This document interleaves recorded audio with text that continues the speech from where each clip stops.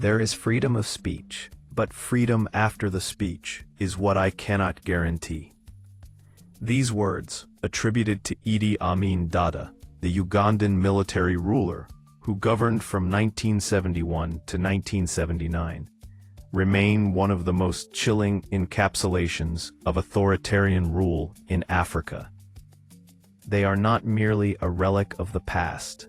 They echo across the continent today, resonating in societies where the right to speak freely is enshrined in constitutions, but often undermined in practice. To understand the weight of this quote, one must explore both its historical roots and its contemporary relevance. Idi Amin's Uganda was a nation where words could kill. His statement was not a metaphor, but a policy. Citizens could speak, but the consequences of speech were unpredictable and often fatal. Journalists, academics, judges, and even ministers who dared to criticize the regime disappeared. The press was censored, opposition voices were silenced, and fear became the language of survival. Amin's remark was a warning disguised as humor, a reminder that freedom of speech existed only in theory, while freedom after speech was a gamble with life itself. Fast forward to the present, and Amin's words still haunt Africa. Across the continent, freedom of speech is constitutionally protected in most countries. Yet the reality often mirrors Amin's paradox. In nations such as Ethiopia, Uganda, Nigeria, and Zimbabwe, journalists and activists continue to face harassment, imprisonment, or worse for speaking out. Social media, once hailed as a tool of liberation, has become a double-edged sword. Governments monitor online platforms, passing laws against fake news or cybercrime that are frequently used to suppress dissent rather than protect truth. The digital age has expanded the reach of speech, but it has also expanded the reach of surveillance. Consider Uganda today. Decades after Amin's fall, a country has held multiple elections, but opposition figures like Bobi Wine have faced arrests, intimidation, and restrictions on rallies. The state's heavy-handed response to protests echoes Amin's warning. You may speak, but you may not be safe afterward. In Nigeria, the End SARS protests of 2020 revealed a similar dynamic. Citizens took to the streets and to Twitter to demand an end to police brutality. Their voices were heard globally, but the aftermath was marked by violence, arrests, and attempts to stifle online platforms.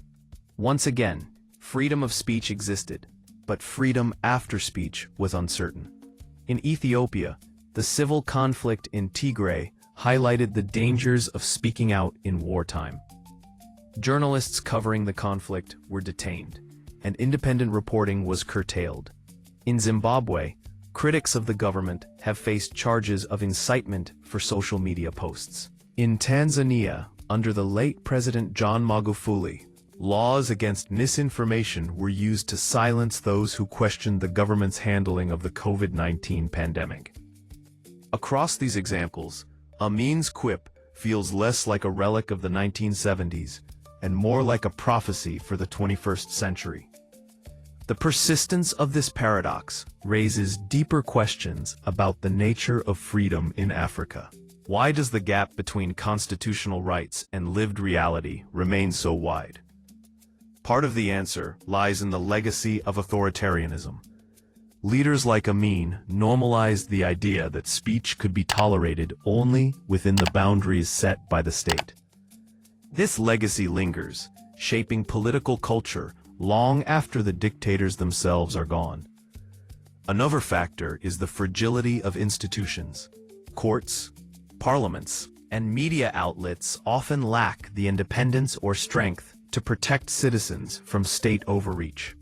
Without strong institutions, rights exist on paper, but not in practice. Yet the story is not one of despair alone. Across Africa, courageous voices continue to challenge the logic of Amin's statement. Journalists risk imprisonment to expose corruption. activists use social media to mobilize movements that governments struggle to contain. Civil society organizations push for legal reforms and greater accountability. In Ghana, South Africa, and Kenya, relatively freer media landscapes demonstrate that the cycle of repression is not inevitable. These examples show that while Amin's words still resonate, they are not destiny. The enduring relevance of Amin's quote also highlights the importance of international solidarity. When African journalists are jailed or activists silenced, global attention can make a difference. Pressure from international organizations, foreign governments, and human rights groups has at times secured the release of political prisoners or forced governments to reconsider repressive laws. But ultimately, the struggle for freedom after speech must be won within African societies themselves. Through the strengthening of institutions, the nurturing of democratic culture, and the courage of individuals who refuse to be silenced. Idi Amin's statement was both a confession and a threat. It revealed the mechanics of authoritarianism. Allow people to speak, but make the consequences so severe that most will choose silence. Today, that logic persists in subtler forms. Instead of outright disappearances, there may be arrests under vague laws. Instead of censorship boards, there may be internet shutdowns. Instead of soldiers at the door, there may be digital surveillance. The methods have evolved, but the message remains the same. Freedom of speech is tolerated, but freedom after speech is never guaranteed. As Africa continues to grapple with questions of governance, democracy, and human rights, Amin's words serve as a stark reminder of what is at stake. They remind us that true freedom is not measured by the ability to speak, but by the ability to live without fear after speaking. They remind us that humor can mask brutality, and that leaders who joke about repression are often the most dangerous. And they remind us that the struggle for freedom is ongoing, fought not only in parliaments and courts, but in the everyday courage of those who dare to speak truth to power. In the end, Amin's quote is not just about Uganda in the 1970s. It is about Africa today, and about the universal struggle for human dignity.